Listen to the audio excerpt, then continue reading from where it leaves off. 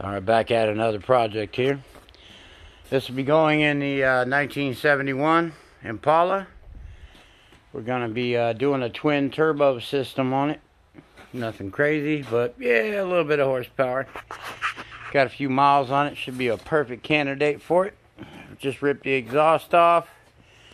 Pull a few small pieces and whatnot off. We're going to be swapping the motor mounts out with the kit. And this motor is a 2005 Chevy 6-liter, basically ls2. And we're going to be changing a good few things here. Right here, we just got some parts in the mail. And this is actually the best deal out there that we could find. ICT billet. These are normally about 200 bucks. I want to say they were under 60 from this place. Here are our new plates, bolt-on motor mounts. They did a really good job. Passenger, driver, everything's labeled, and it is all adjustable whether you want to go forward or back with the motor. We're going to make that all mount up, situated here in the Impala. Don't mind the record players, just to keep the power steering lines clean.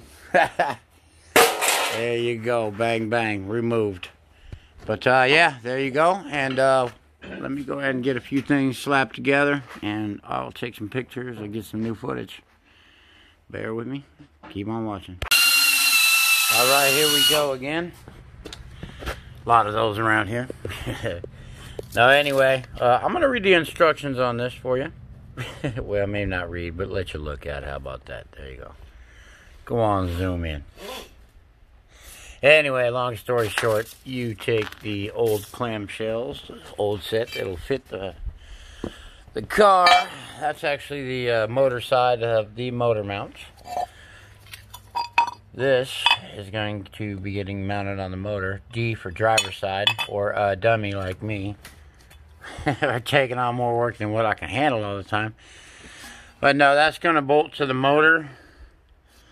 Basically right where that thing's at.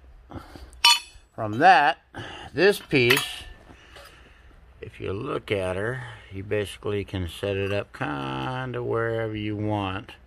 And me, I like to have a little more space in the front, or a little more space between the firewall and the motor. I'll put it that way. If you got to break the tranny loose or work on pretty much anything, it gives you a little more room. I'm sure we'll be running electric fans in this anyway. So that'll be the sum of our story. I'm going to go ahead and situate one side, and then I'll resume with this video. Alright, and here we go. Figured I'd get a few things set up. Here are the factory bolts. They hold the motor side motor mount to the motor right here. These are the new replacements.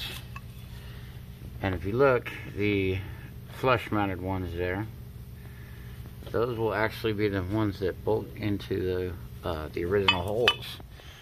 The hardware will be a flush mount Allen compared to the bolts sticking out. So anyway, I put Loctite on everything I put back together. Don't want your bolts and stuff falling out on me, especially if it ain't mine.